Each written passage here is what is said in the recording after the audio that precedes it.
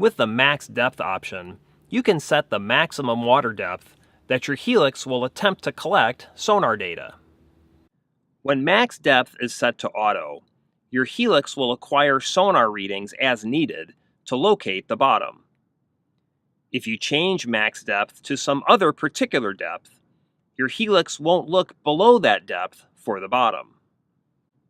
Under the Sonar menu tab, select Max Depth using the up and down arrow keys.